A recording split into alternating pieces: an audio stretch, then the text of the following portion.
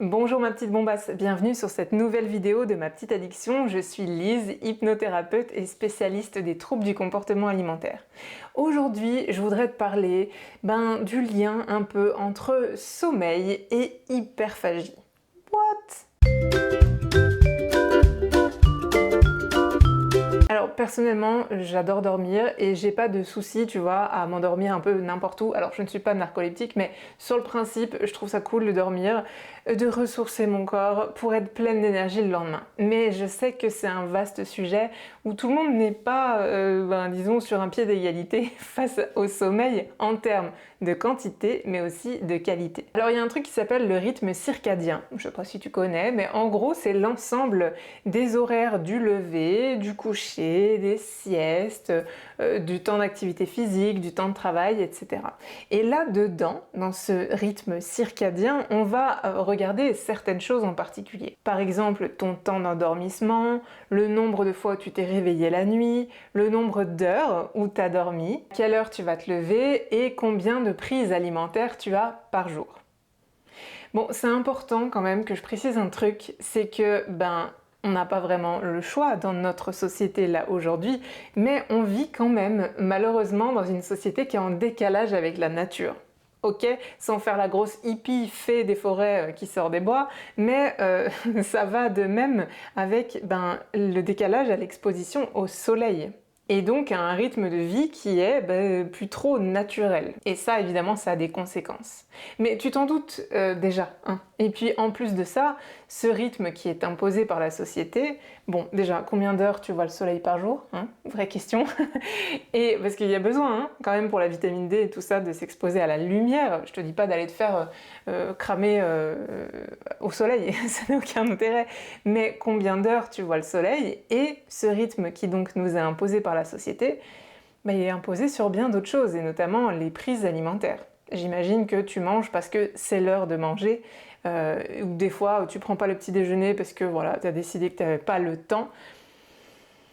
Mais si on se posait 2 secondes là, et qu'on se disait, alors de quoi j'ai besoin? Tu vois, on enclenche le mode hippie elfe des bois, et on se dit, là si j'avais le temps de prendre le temps, et oui, ça se dit, est-ce que je prendrais pas un petit déjeuner? Et puis là, oh il est 12h30, non, je préfère continuer ma balade, ou je vais continuer à bouquiner, et je vais manger à 15h, parce qu'en fait j'ai faim que à 15h. Peut-être que c'est des choses que tu fais en vacances d'ailleurs, et ça explique que le rythme soit différent, et que peut-être tu sois plus détendu à ce moment-là. Après, chacun ses vacances, hein, évidemment qu'il y a des gens qui ont des vacances hyper speed, hyper stressantes, etc. Ce que je ne te souhaite pas. Mais en général, quand on s'exclut un peu du moule de la société, de cette structure qui nous est imposée, on vit différemment. On vit un rythme qui est plus naturel, en général. Et donc si on revient sur le sommeil, le fait de ne pas avoir un bon sommeil, avec les critères que je t'énonçais, tu vois, la qualité, la quantité, etc., ça va avoir des impacts. Et peut-être que toi, tu les ressens déjà, ces impacts. Premier impact, c'est sur la gestion des émotions. Peut-être que tu as des variations d'humeur, que tu es plus irritable, que tu as des angoisses, que tu es frustré, que tu as des difficultés, tu vois, à avoir une estime de toi qui est ok, parce que, de toute façon, je suis capable de rien, je suis nulle, je suis moche. Non, calme-toi, tout va bien. C'est bien aussi quand on est fatigué que ça a des impacts sur les fonctions cognitives, la manière dont tu réfléchis, tu as des difficultés à te concentrer, à prendre des décisions, à communiquer, à te souvenir de certaines choses. Combien de mes copines me disent « Oh, je perds la mémoire, j'oublie tout ». Mais meuf, t'es épuisée en fait. C'est normal que tu te souviennes plus de rien, parce que t'as une grosse charge mentale au quotidien, et en plus tu n'as pas une qualité, une quantité de sommeil suffisante pour aérer ton cerveau, faire que ça va mieux, qu'il retrouve en énergie, etc. Évidemment que tu as des difficultés à te concentrer, à te souvenir, tu as une baisse de créativité, de tonus, etc. C'est normal, et ça se trouve c'est ce que tu vis, ou pas. Mais en attendant, c'est important d'en avoir conscience, que ça a un impact sur ça aussi. Évidemment, après les émotions, les fonctions cognitives, il y a les comportements. Et si t'es crevé, tu vas peut-être chercher à avoir de l'énergie. Donc tu vas avoir une consommation de stimulants, de compléments alimentaires, de médicaments, etc. Parce que « Oh non, mais je suis fatiguée, il faut que je prenne un médicament ». Bon, ok, hein, chacun son choix, il n'y a pas de problème. Mais peut-être que ça pourrait se régler vachement plus facilement, et sans la consommation d'un psychostimulant ou ce genre de choses. ok? Et j'ai absolument rien contre les compléments alimentaires, en soi, il y a de vrais intérêts pour le corps, parce que si tu as des carences ou quoi, mais juste avant d'arriver à cette étape, tu peux te poser la question, ben, comment je dors?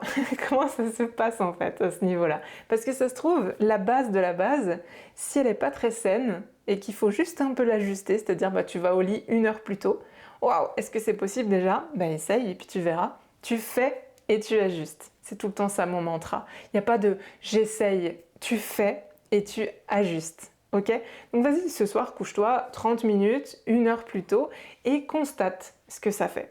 Est-ce que bah, le lendemain, tu es plus en forme? Est-ce que, bah, disons, tu es moins irrité? Est-ce que tu es plus concentré? Bon, en vrai, je pense pas qu'en une nuit, il y ait autant de changements, mais il y en a. Ça, c'est une certitude. Et évidemment, puisqu'on va sur des niveaux subtils, vois-tu, eh ben, il y a quand même des impacts aussi. Le mauvais sommeil, en termes de quantité ou de qualité, a aussi des impacts au niveau physiologique. Ok?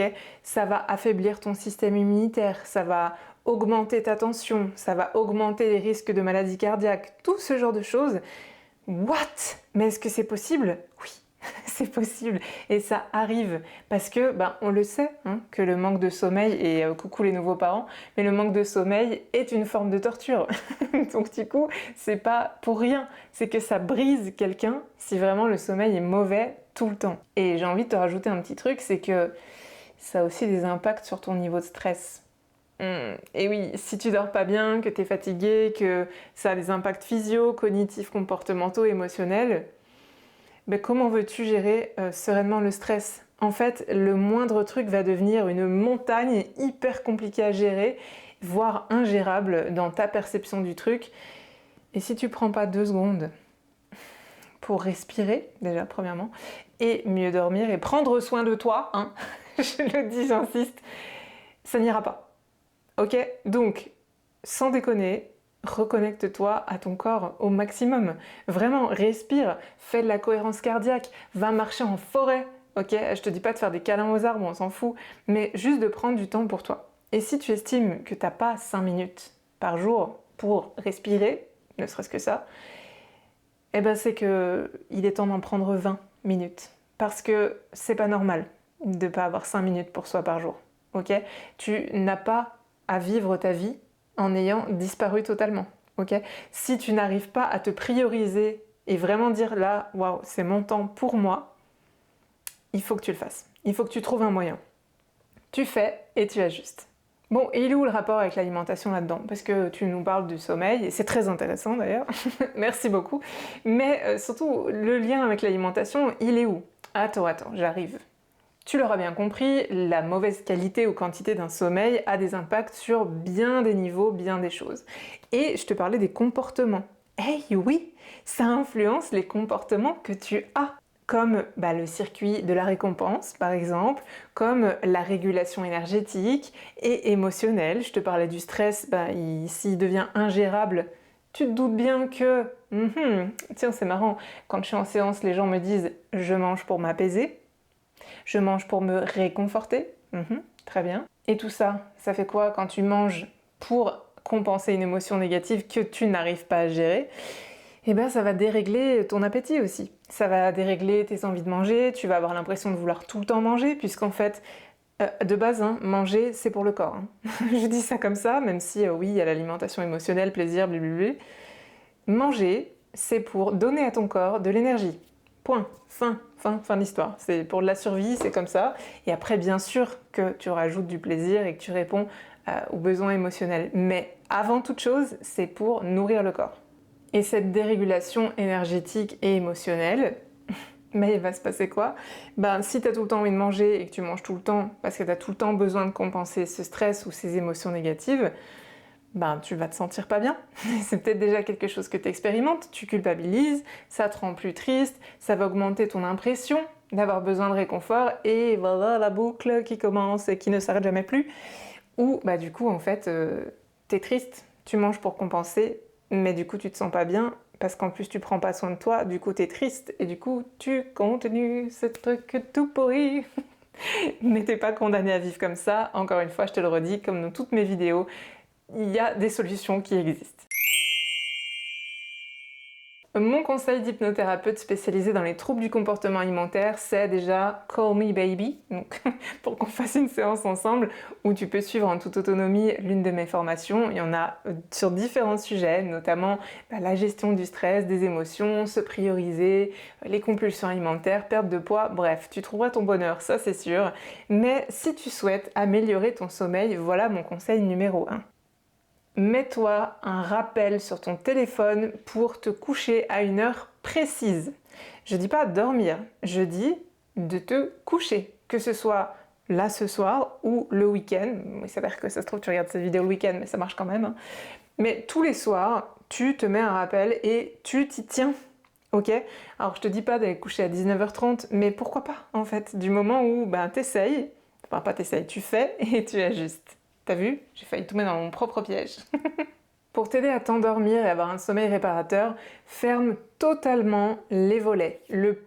Plus tu seras dans le noir, plus ça va aider ton cerveau à sécréter les hormones favorisant un bon sommeil.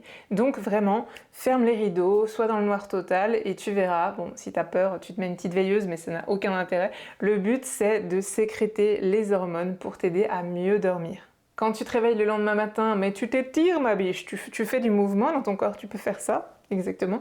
Mais surtout, tu t'étires, tu mets du mouvement et surtout, tu ouvres tes volets et tu fais rentrer la lumière. Ça, c'est important. Pour pareil, que ton cerveau comprenne que « Hey, c'est la journée, je vais pouvoir me lever !» Contrairement à si tu t'es levé pour faire pipi dans la nuit, où là, t'es là « Oh, qu'est-ce que je fais? Je suis réveillée, je suis pas réveillée. » Bon, ok?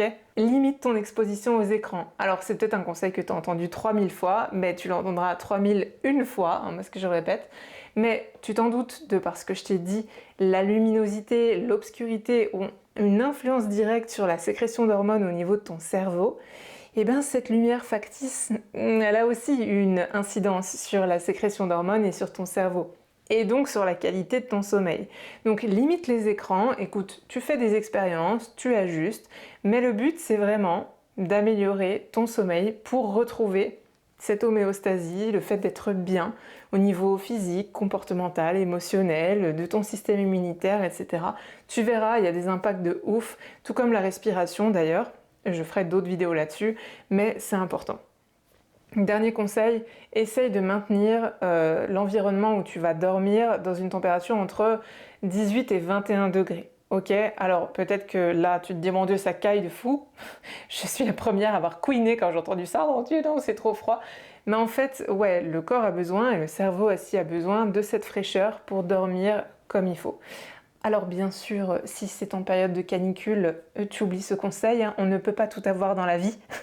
Mais bon, veille quand même à te rafraîchir au mieux, ok? Un petit bonus de cette vidéo, j'ai mis en lien là-dessous un questionnaire si tu souhaites savoir connaître la qualité de ton sommeil. Voilà, il existe un vrai questionnaire officiel, donc tu peux le télécharger. Et puis comme ça, tu sauras à peu près où tu te situes. Est-ce que c'est une impression? Est-ce que c'est vrai? Est-ce que c'est la découverte que « Oh shit, mon sommeil est tout pourri !»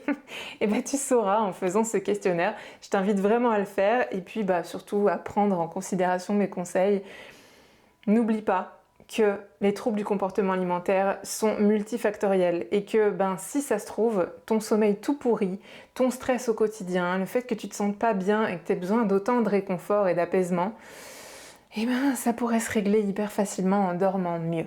Alors tu peux me contacter pour en parler ou tu peux juste appliquer les conseils que je t'ai donnés et respirer. Allez, on se dit à la prochaine fois dans une autre vidéo de ma petite addiction. Abonne-toi surtout et à très bientôt.